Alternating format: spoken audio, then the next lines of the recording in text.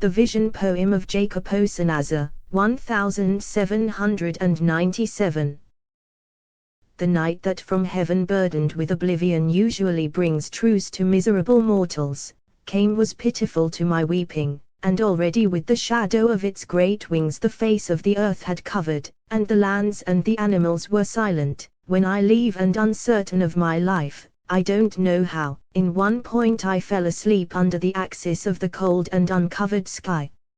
And here is the green god of the beautiful country, Arno, all raised above the waves. He offered himself to my eyes promptly and clearly. A mantle of silt he had strewn with fronds, and a forest of sickles on his head, with which he hides his eyes and face. Alas, Fiorenza, alas, what anger is this? She came shouting, alas, wouldn't you be sorry? In a terrifying, angry and sad voice. Compassionate today for Thrace would be, compassionate are the proud altars of that land, which only one Bizeri had at your time. Well, you were a daughter of unjust war, you are well mother of blood, and the more you will be, if vengeance is not released from heaven. Then turning to me, he said, what are you doing? Flee the ill-founded and ungodly walls. Whence I awoke all bewildered, and fear had such strength in me, that I took the path discouraged and alone without any other escort, which is dark at night. Wandering always I went until the morning, so much so that I glimpsed a shadow from afar, who in the dress of a pilgrim. I noticed the face, the gestures and the walking. What a spirit he was of peace, to heaven's friend. Waves faster to see him I ran. And while I struggled to get there, he resumed his way through a wood, still looking at me with an oblique face. The sight of that gloomy air did not detract from me, that the light from her aspect was so much that it was enough to tell them, I know you. O glory of Spoleto, wait a while, and wishing to follow my sermon, the tongue was overcome by tears. Then I turned around, and O Pia Leone, I began again with better energy, that you knew every reason in the world. Oh, tell me, this life is calm and serene, for what demerit of his displeased you so much that you wanted to die with such great pain? What so proud desire was born in your heart?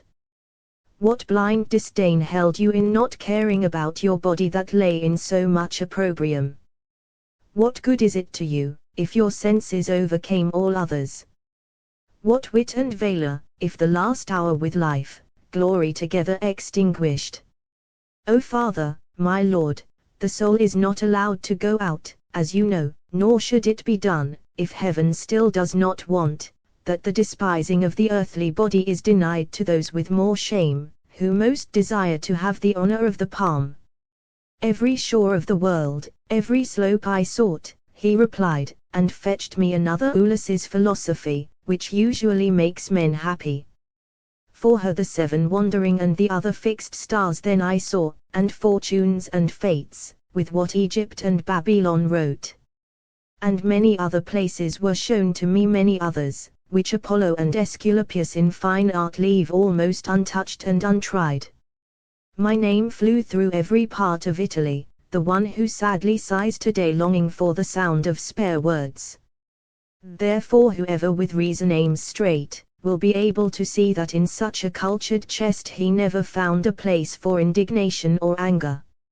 So you remove all suspicion from yourself, and if I bear the infamy of my death, know that the defect was not from me either, that against my will I was driven and dead to the bottom of the great, horrendous and gloomy pit, nor did it avail me to be shrewd when praying, that rapacious and famulent wolf didn't listen to the sound of human voices, when he sent me down to the great cliff.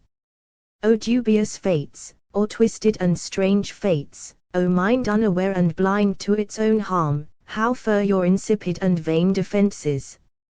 Well, I had foreseen the hidden deceit that greedy envy weaves at my death, and he knew that he had come to the last year, but believing Pontus or Numidia to be fleeing, I departed from Paddo, coming to the place, where, alas, I found fraud and perfidy, and like a butterfly to the desired fire drawn by the will, it returns so much, that in the end the game seems bitter to it. Thus I moved running to my light, Lorenzo, I say, whose valor and wisdom was master and guide to all of Italy. Thus the stars in me sent their strength. Now go, deceived mind, you trust yourself, what move you believe heaven with a little nod. That Alma providence that heaven guides, it doesn't want human ingenuity to be able to understand the admiring secret where it nestles. And not only you who are in this pit, but the angels have not yet this grace, though they are scarce of flesh and blood. Everyone rejoices and satisfies with contemplation in the high sun, even leaving those eternal laws aside, heaven praises and thanks. So much is known up there, as l'auto motor discerns. He who wanted the most, now moans and roars in the infernal nights. When my soul was released from my body, he did not burden her with leaving, but the impious fame, what he left of himself down here, hurt them. Nor does he now recall before God, if I did it, if I thought it, if I was harmless, you heaven, you truth, you earth, he exclaims. O ill-born avarice, or ardent thirst of worldly treasures, which always grow, miser who does not feel his pain behind you. Now he goes unhappy, regret yourself, then what makes life happier without you? The lovely beasts, and the little birds, and the fish. But that hand that was so bold in me, because it is the reason that the world blames me today, against my will it invites me to prophesy. I say that for this and other crimes you will see vengeance coming from there, before my body is enervated or sculpted.